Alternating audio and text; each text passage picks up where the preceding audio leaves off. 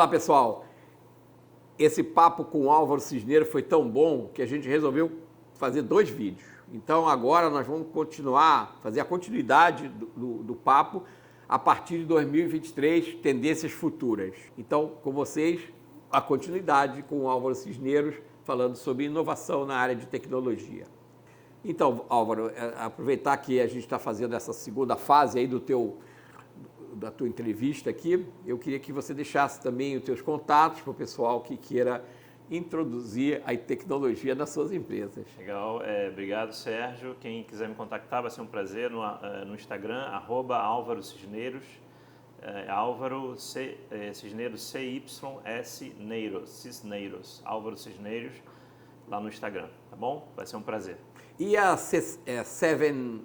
A Set Consulting ou a Seven Consulting, você sabe que a gente criou a Set Consulting com o número 7, né? Para poder ser internacionalizada. E de fato a gente tem clientes, né, nos Estados Unidos e em vários países da América Latina, né? E com cada um a gente fala o número 7 do jeito dele, né? E o consulting para ser inglês genérico, mas é www.setconsulting.com.br. Se quiser acessar o nosso site, vai ser um prazer revê-los lá. Obrigado, Álvaro. Obrigado a você, Sérgio. Então, as operações de 5G, por exemplo, elas viabilizam o atendimento remoto de pacientes. Você pode desinternar pessoas, colocá-las em casa, né? Diminuir o custo hospitalar, diminuir a sinistralidade, diminuir o plano de saúde. E gerar um novo tipo de negócio. Um negócio. Tá certo? Que é você ter esse home, em vez de você ter um day clinic, você tem um home clinic. É isso. E aí você vai ter gente para dar atendimento, esse pessoal. Que é o home care, só que um pouco mais Sim. avançado, e aí com você equipamentos. começa a gerar novas oportunidades de negócio e de emprego. Perfeito. Só que nem todos os equipamentos estão prontos para isso. Então não adianta você pegar o equipamento que está lá no seu hospital e botar na casa do paciente, você não vai conseguir enxergá-lo à distância.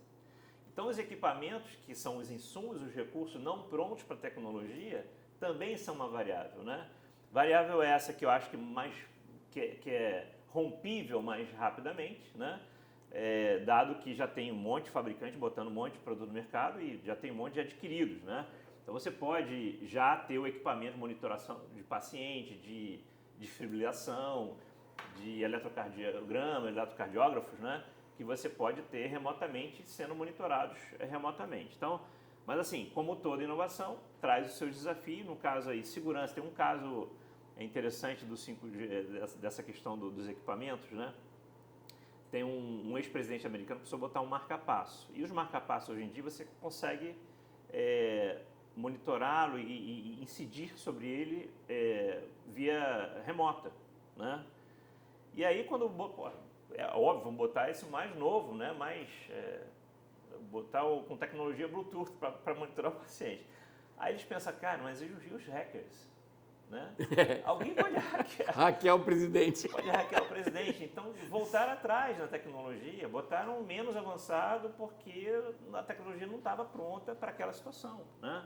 Então, acho que é mais um exemplo. Mas, enfim, fechando essa questão do 5G, é uma grande oportunidade viabilizar o tal do IoT, que é o Internet das Coisas, Internet of Things, né, da sigla, que é basicamente ter todos os dispositivos nossos, imagina uma fábrica, todos os equipamentos, toda a fábrica, toda a esteira, né, mandando informações em tempo real. Ou mesmo no nosso lar, a nossa geladeira, o fogão, todo mundo se comunicando com a internet ou podendo monitorar tudo a qualquer tempo remotamente, né?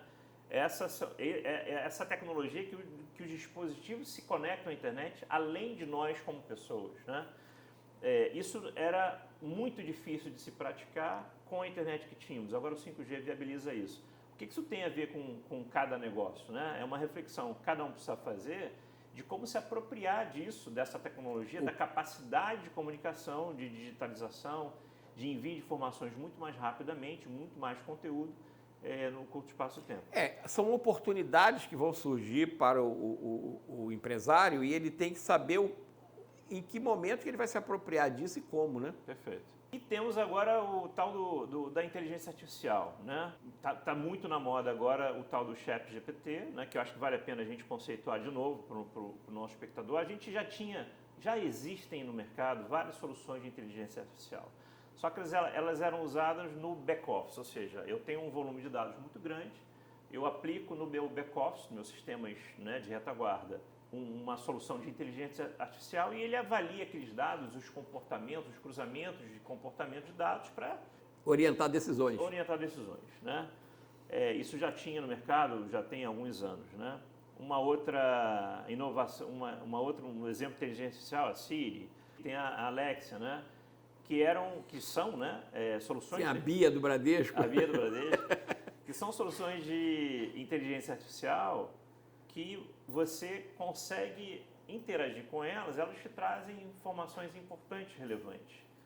O que essa tecnologia nova do ChatGPT traz para a sociedade? E aí lembrem que a gente estava falando sobre tecnologias que, de fato, geram resultado, geram impacto sobre a sociedade. O metaverso não disse a que veio ainda, né?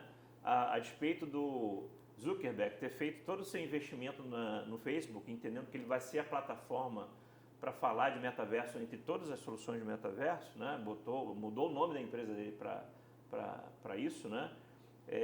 Não é algo que as pessoas comuns ou as empresas veem valor concreto, que resolvam problemas reais do dia a dia, né?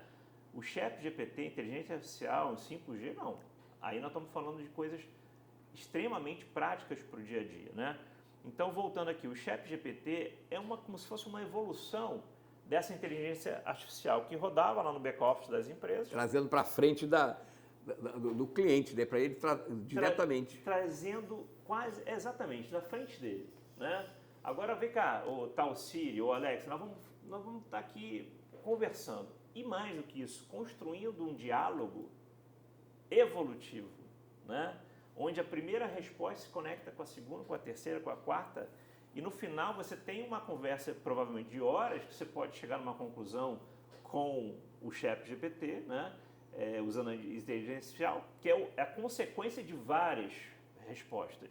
Não é uma resposta inteligente, é a soma de várias para chegar num determinado ponto, né? Que ponto é esse? Por exemplo, as funções mais práticas que a gente está percebendo são funções de conteúdo, né? Extrações de conteúdo com um determinado fim. Então, você quer, por exemplo, fazer uma pesquisa, você faz uma pesquisa lá muito rapidamente, né?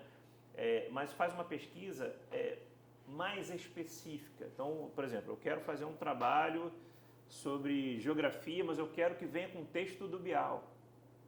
Até esse momento não era possível a gente chegar nisso, entende? Que é a mistura de respostas, né? Então, uma pesquisa sobre um determinado tema, a Siri e a Alexa já davam, o mesmo Google, né? Ter uma característica de um repórter, né? A forma dele falar, ou quiçá com a voz dele, isso já começa a passar a ser possível, né? E essas ferramentas a gente pode e deve usar no nosso dia a dia para benefício próprio, pessoal, do CPF ou do nosso CNPJ, né? Algumas aplicações, agora foi lançado o ChatGPT 4, uma versão nova, né? Diferente das anteriores, já tem uma cobrança, né? Você pode usar ela grátis, mas você já tem uma cobrança para um acesso premium, né? E ela já começa a interpretar imagens também. Então, você pega, por exemplo, o Enem. Se você quisesse que o Enem fosse respondido, se fosse só uma pergunta pura e simples, o ChatGPT já poderia responder.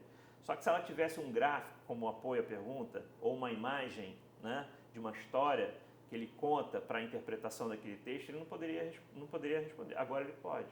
Lançou, acho que tem 1 mês, 2 meses.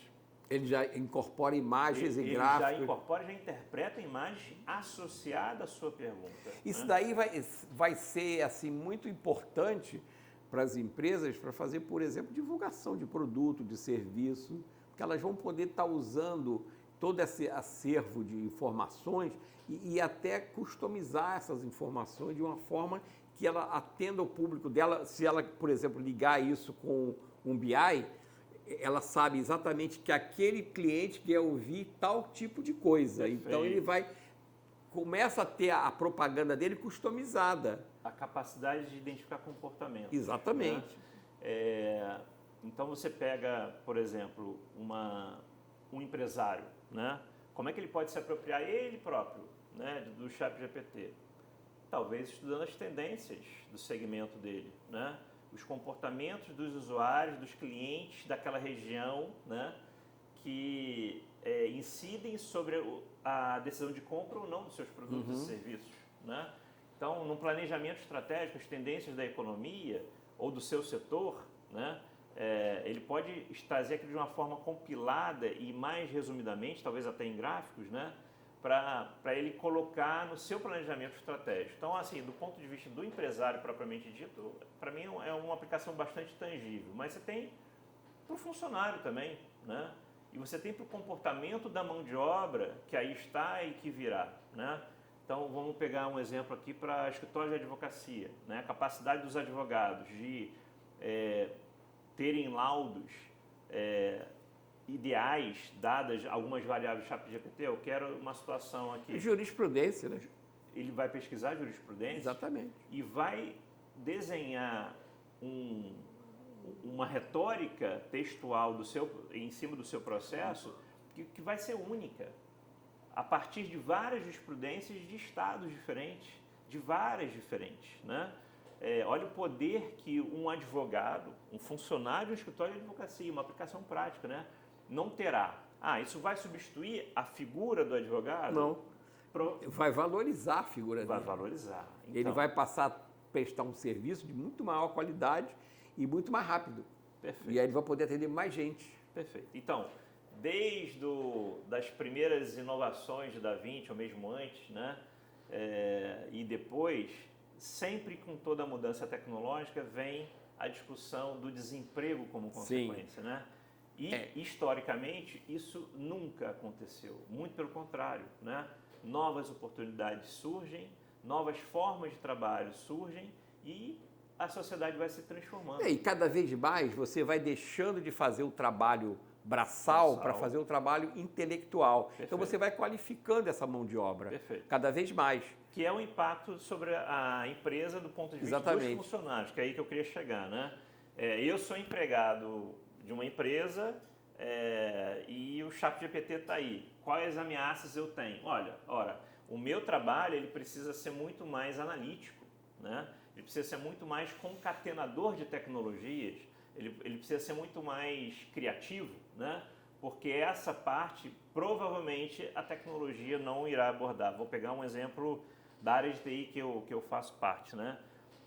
O ChatGPT é capaz de desenvolver códigos de programação, né? É capaz de pegar uma ideia e transformá-la num código de uma linguagem X, Y, Z. E mais, eu fiz aqui um desenvolvimento de código de programação, de um problema no código de uma linguagem superada, por exemplo. Eu quero converter para uma linguagem nova. Tem alguns problemas aqui ainda, tá? Mas que essa é uma tendência muito natural. O meu time nós já está discutindo como é que nós vamos nos apropriar disso. Tem um monte de gente com medo e tem um monte de gente vendo oportunidade. Como toda tecnologia, toda nova tendência, esse burburinho é muito saudável, né? No final das contas, nós vamos ser uma sociedade nova, transformada, né? Provavelmente melhor, alguns malefícios, né? Que toda inovação traz também, né? Mas provavelmente fazendo uso dessas tecnologias para as nossas empresas e a sociedade de uma forma geral evoluir. Isso é interessante. Bom, Álvaro, acho que a gente extrapolou aí o tempo em termos de conteúdo disso, mas eu acho que tudo isso é relevante. E essa coisa das pessoas terem medo da tecnologia, eu me lembro que tem uma história quando o Graham Bell apresentou o produto dele lá, o telefone, né, na feira lá da Filadélfia, não sei quem, ele levou aquilo para um empresário, né, mostrando que ele podia usar aquilo.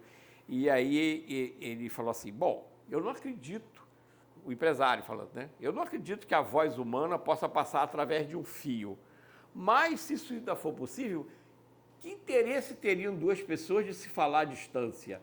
Olha só, a barreira que essa pessoa tinha. Sim. E hoje em dia você tem essa mesma coisa, né? Qualquer tipo de tecnologia ou qualquer coisa que apareça, e você começa a pensar, isso vai substituir, isso vai matar emprego, vai criar problemas sociais? Não. Isso daí vai acabar virando uma coisa, vamos dizer assim, de consumo amplo e vai gerar novas oportunidades de emprego. Você vai ter mudanças de emprego, né? Eu trabalhei na área de telecomunicações. Existia o telefone orelhão, né? O telefone fixo, né? Público. Hoje o orelhão não existe mais praticamente, né? Ninguém mais usa o orelhão, né? Porque tem o celular. Ah, mas o pessoal que trabalhava no orelhão perdeu o emprego. Não, eles estão trabalhando no celular agora. Tá certo? Então, você tem a migração também das pessoas e valorização. Elas passaram a trabalhar numa tecnologia mais avançada. Perfeito. O Graham Bell, nessa feira da Filadélfia, na famosa feira de tecnologia da Filadélfia, né, vários inventos ali surgiram.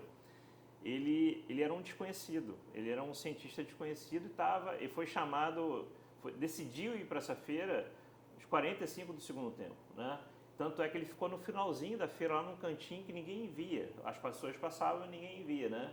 Só que ele tinha feito um amigo. Quando ele, em uma visita anterior, Dom Pedro II Sim. conheceu o Graham Bell e reconheceu ele na feira. Ô, Bell, o que você está fazendo aqui? Por que você não está lá mostrando essa sua tão grande invenção no palco principal do evento, né? E ele com seu prestígio, Dom Pedro II, conseguiu pegar o Graham Bell pelo braço, levou Fez lá um upgrade para ele. Caso contrário, o telefone teria demorado um pouquinho mais para surgir.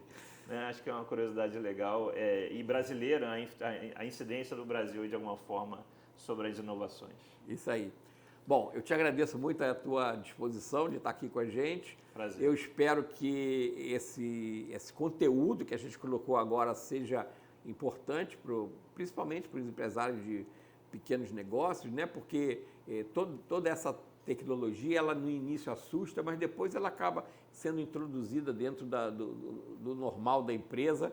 E é só pensar em coisas que vieram antes, né? O próprio telefone celular, que hoje qualquer pessoa tem, né? Até uma criancinha hoje sabe mexer no telefone celular.